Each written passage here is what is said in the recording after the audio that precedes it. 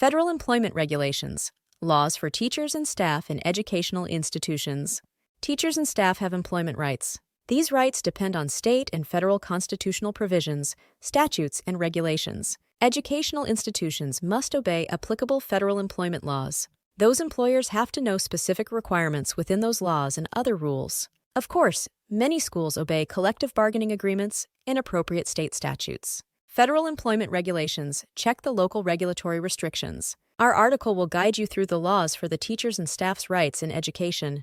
Compliance with federal employment, the constitutional rights. Constitutional protections protect teachers and school employees in public schools. That is because public schools are state organizations. Constitutional limitations on state action limit some measures. Teaching certificate denial or revocation. Courts have generally held that teaching certificates are not contracts. As a result, the government may alter the conditions for obtaining or maintaining a certificate. This also applies to all teachers and potential candidates. State certifying agencies in each state manage the certification process. Despite this broad delegation, state agencies don't act or deny or withdraw certification on arbitrary grounds. Some state statutes allow for the revocation of a certificate for cause. Other common statutory justifications are as follows: immoral or deplorable behavior, incompetency, ethical standards violations, unprofessional behavior, fraud or misrepresentation, and willful disregard for an obligation. Most states have tenure rules that protect public school teachers from arbitrary removal. Once an educator has earned tenure, their contract renews yearly under these regulations. School districts dismiss tenured instructors after complying with procedural criteria, like providing notice to the teacher detailing the accusations against the other one, affording a meaningful hearing only for a cause. Most tenure regulations need instructors to stay on the job for several years during their probationary phase. Teachers in several states will earn tenure after their probationary period ends. In other states, the local school board must take some action to grant the tenure, usually at the end of a performance evaluation.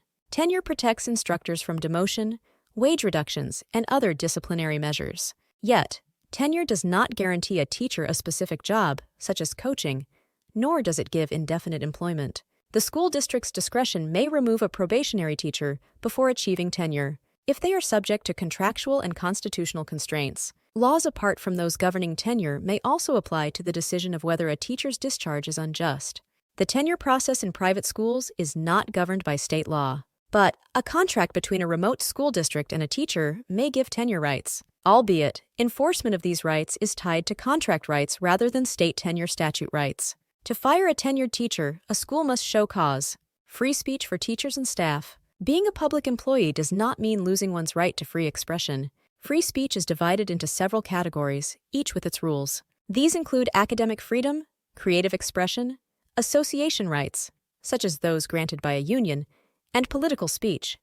One thing is certain: educational personnel are not fired, moved, reprimanded, or have their employment rights violated due to exercising their constitutionally protected free speech rights. It applies to both probationary and non-probationary employees. Various measures are required to determine whether free speech rights have been violated. Much will be determined by the unique facts that exist. However, it is vital to note that a person must provide evidence that his or her rights have been violated.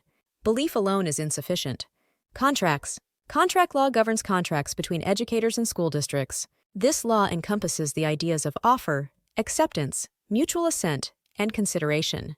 To assess if an arrangement exists, a teacher should reference an expert on general contract law. This section focuses on contract laws about education and teaching. Contract ratification. After a school grants a job offer, and the teacher accepts it, many regulations require the school board to allow it. The same applies if a school district fails to adhere to proper procedures while approving a contract. The mere handbook is not a contract. Some instructors have asserted that elements in an employee handbook afforded them contractual rights. Yet, it is not frequent because many employees' handbooks state that the handbook is not a contract. In conclusion, we should ensure that all educational institutions follow the federal employment laws. It will protect the rights of the people who provide their dedicated services. As every student is important, every teacher and staff are important. The learning process will continue to be smooth if the schools follow all the laws and regulations.